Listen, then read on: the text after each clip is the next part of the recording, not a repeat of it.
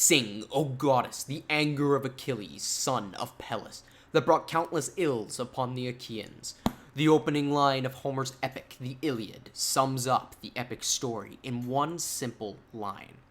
The Iliad is perhaps the oldest and most well-known, if not the most misremembered and misunderstood story by man.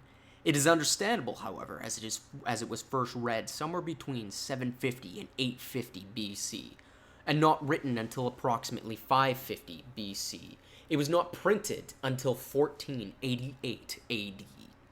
The story begins also in median res, 9 whole years into the war between the Greeks and the Trojans. Helen of Troy has already been kidnapped, and the story concludes long before the Trojan horse is even a thought in Odysseus' mind.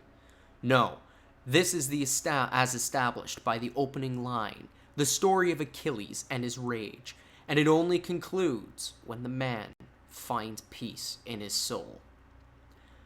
An important note before we begin with this summary is that the name of Troy at the time was called Ilias, and in Attic Greek, the name Iliad means and what translates directly to Troy's story.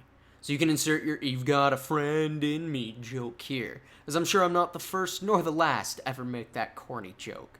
And without further explanation, let us dive headfirst straight into the Iliad.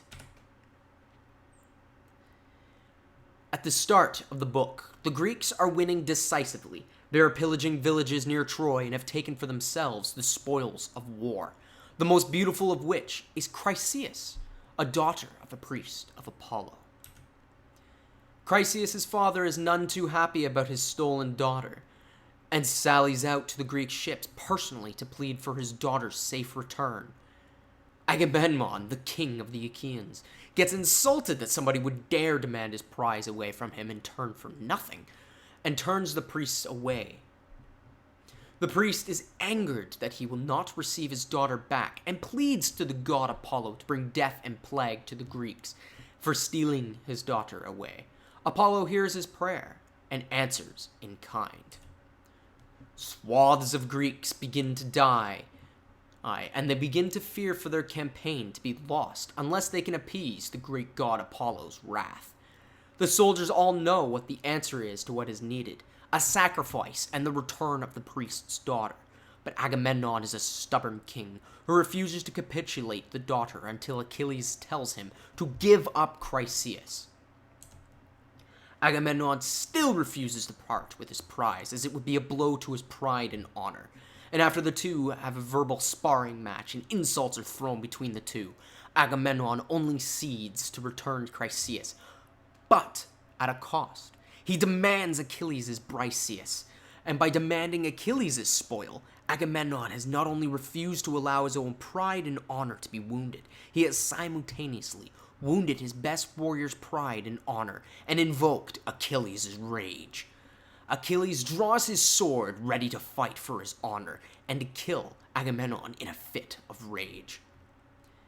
He is only stopped when Pallas Athena comes down from the sky, visible only to Achilles, who tells the man to stop fighting. Achilles is told by Pallas Athena that the gods value both men.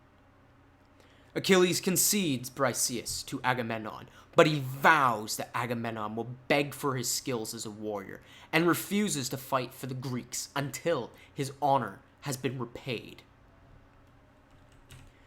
Now, Achilles' mother, the goddess Thetis, sees this and goes to comfort her son.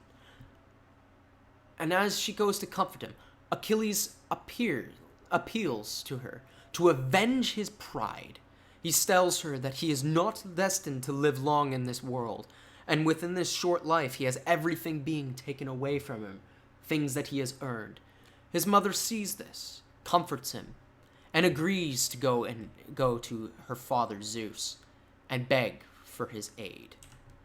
She does just that, throwing her arms around the god's legs, begs Zeus for his aid, until Zeus finally gives his pledge that the Greeks will lose this war, even if it puts him at war with his wife Hera, unless the insult to Achilles' honor has been repaid. And with this, the stage is set for the epic story of Achilles' rage, and the price of pride and honor. For in one fell swoop, Agamemnon, in his verbal spat, has not only insulted Achilles' pride, but his mother's as well. And as a result, he has lost both his greatest warrior and the favor of the gods. And if you would like to continue following this, join us next time for the summary on Book 2 of Homer's epic, the Iliad. Also, if you're interested in owning a copy yourself, there's an Amazon affiliates link in the description below where you can pick up a nice leather-bound edition.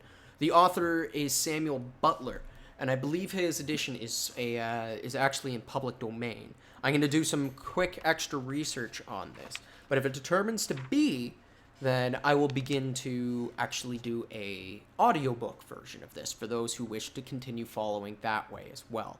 But I do highly recommend picking up a copy of the book, as it is a nice hard copy and a leather-bound edition. Those are kind of hard to find, and it's just a beautiful edition.